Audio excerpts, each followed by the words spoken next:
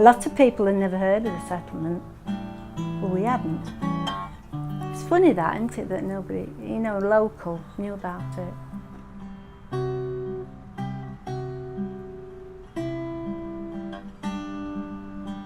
I'd come up here on the back of a motorbike. I used to come that way, I've come on the train. I'm always up here, do anything to come up here.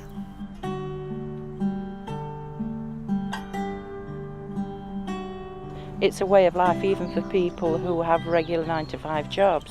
It's still a way of life living in this environment. You've got to want to live somewhere like this to survive living here. It's always been heaven up here to me, this. You know, it's lovely.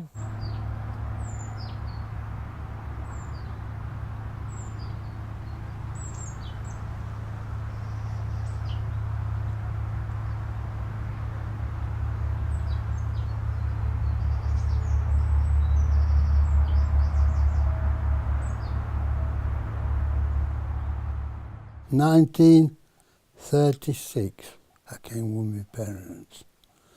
They got to be 1, 2, 3, 4 before that Christmas Day or something, that end of that year. And they were Marriott's, Penny's, Bretton's next door, and my parents here. It was for the unemployed.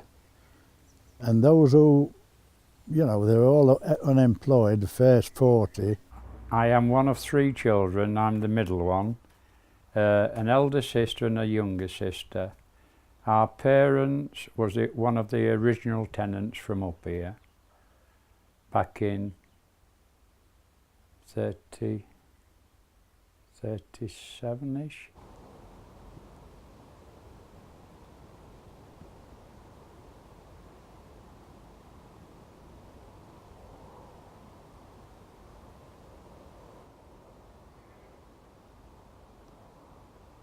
I grew my first acre of cabbage when I was 16 years old. To keep me off the land, being a farm worker, my mother and father said, you've got to learn a trade first. So that's what I did. I went and did an apprenticeship, and to keep things right with me at home, they found me an acre of ground, and I got myself a little old tractor, and I grew my first acre of cabbage when I was 16.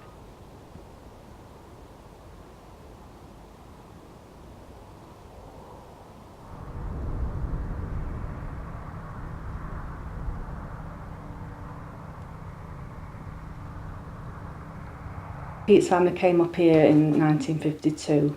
They came up from Shropshire. 1965, we came here on the 12th of May. I was born at number 4. I lived there till probably mid-20s. Then got married, had kids, and I live at number 8 now. I'm 85 now, and I've been coming since I was 7, so nearly 80 years, isn't it? Not quite.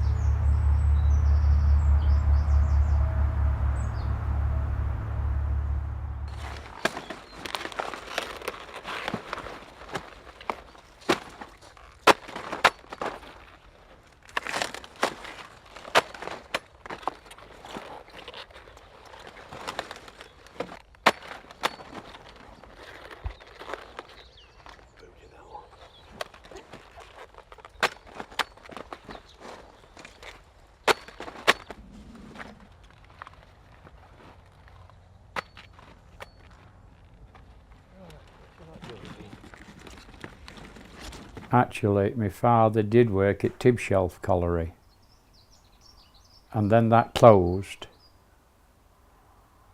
and he was always a keen gardener, and he did finish up with 3 allotments. They had a yearly competition for the best kept allotment, and my father won that for 3 consecutive years. And that's one of the reasons how he come to move up here. He was spotted by a talent scout. In our family for, well, as far back as I could get back, they've been farming somewhere along the line. But in Cornwall, because my father was a Cornishman. It got me dad in a regular weekly pay. We'd never had that.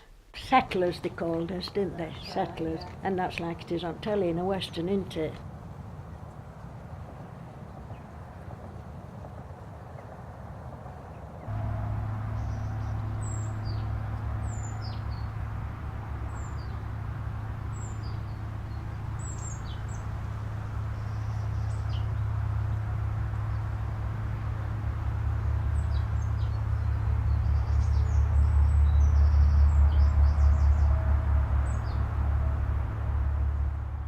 When we came up there, we got onto that main road at the top and turned down that little lane, little narrow lane, and I thought, good heavens, where are we going? We seem to go for miles along this lane.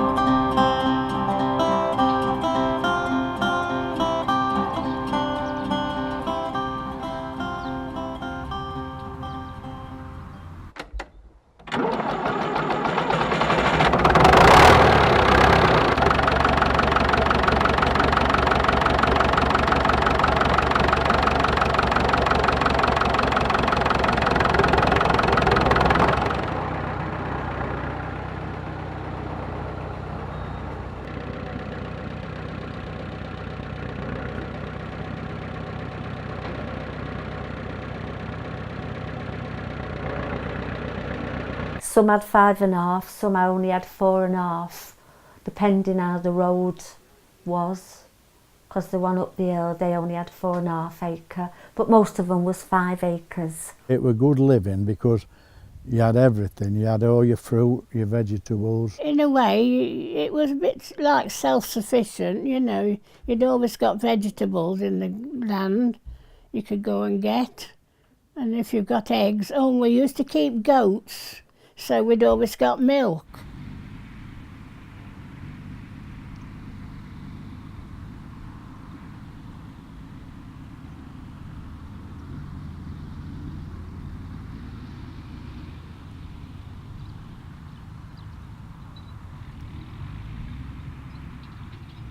So we ate well, but we had no money. There was no money in those days. No.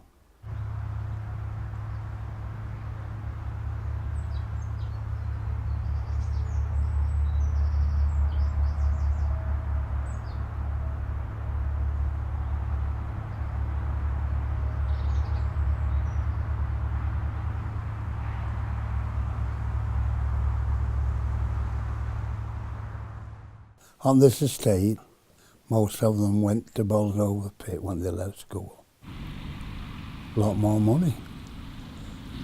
But my mum never wanted me to go down pit, she said. If I hadn't stopped, I think it'd upset family. I wasn't that clever, I was better with hard work. I just like job. The community was marvellous for what it was at the time when it started, and that's probably why you've got quite a few of the old ones still up there, because that was their childhood. The thing I liked about the community was that it had got all nationalities as well. You got Russians, you got Hungarians, so it was a mixed group. Look at old Arnold, Russian. Ah. Are you all right, Brian? That's how we used to talk. He made a planter out of an old motorbike. 2 women up back, planting lettuce and that, didn't he? No, we had 3, didn't he?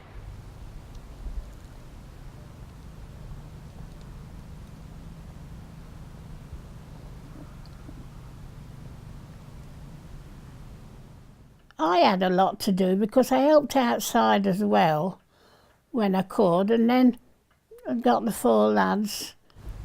My last son I had at home in the living room, and after a couple of nights the nurse said I'd got to stay in bed for 10 days. She was a funny nurse called Nurse Blood. So at night, it was winter time, we'd got sprouts outside, so Arthur used to go all day picking sprouts, and the lads put them in nets. Then he'd bring some sacks in at night, put them on, spread them out on the hearth, tip the nets, sprouts out, and I'd be out of bed picking the dead leaves off.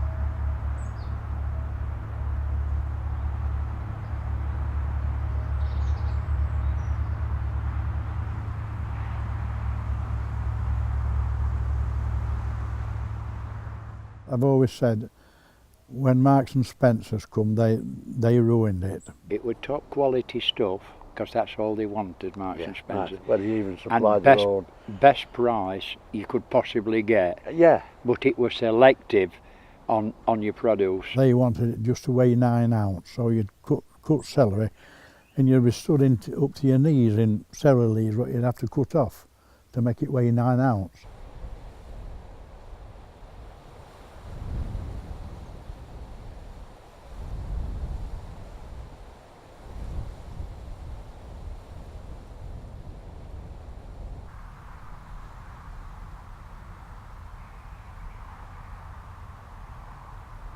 Everybody seemed content, and then we got this letter that Professor Wise were coming, you know. And he came and gave his verdict of it, and then we had General Manager from LSA, and we were all waiting for him in packing shed, and he were in office, and nobody made a move to go to office like. They kept saying to me, "Are we going in office then?" I says, "Well, no," I says, "it's us that's going to lose the job, not him, isn't it?" You know. And he said he was sorry that it was closing, and he was going to lose a lot of nice people, and you know, the general rigmarole. But they were closing, and that was it, like.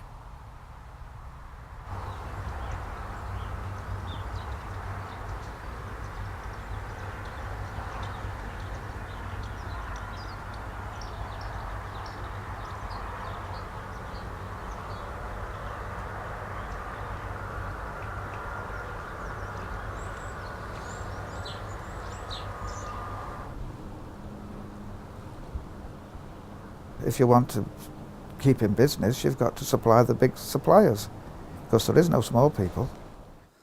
I think days of little, same as myself, they'll have gone. Yeah. Mm.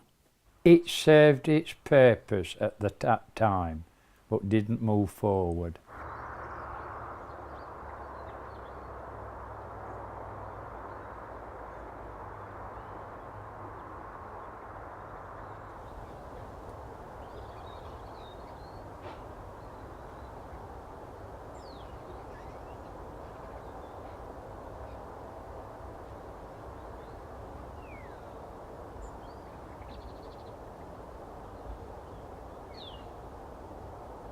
That tractor actually came from the health service. It was one of Mapley Hospital's tractors at Nottingham, and they used to farm about 30 acres.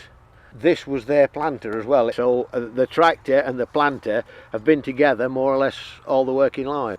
You put your planting upside down, and as you put your planting there, you pull it back, that holds it, that takes it round, and then when it gets down into the ground at the right time, there's a cam down there that opens that up and lets you plant out, and then they come back up ready open for you to put the next one in, like that. They were all market gardeners when the place was built, and we're sort of carrying that tradition on best we can. When John got made redundant from his job that he'd been working at for such a long time, he said, I'm not going to work for anybody else again, and I am going to see if I can make this work. Because it is hard life, what he does and how he does it. I've had frostbite, I've had all sorts, and then they've been trapped and all sorts, so there's no feeling in there hardly at all, so I wouldn't know whether I got 1 seed or 21 seed there.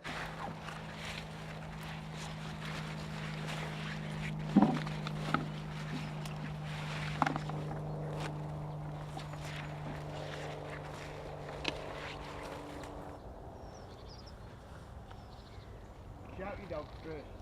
Lily Rose, come. Lily Rose, come. Lily, come.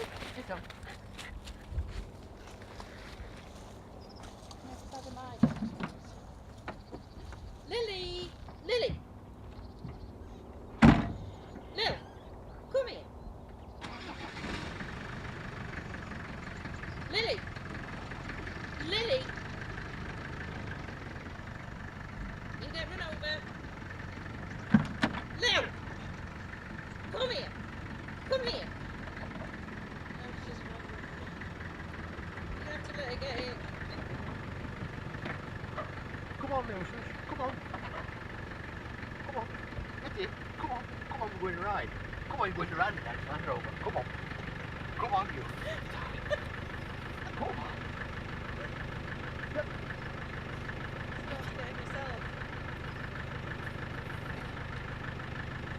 Oi! Come here. Now come here.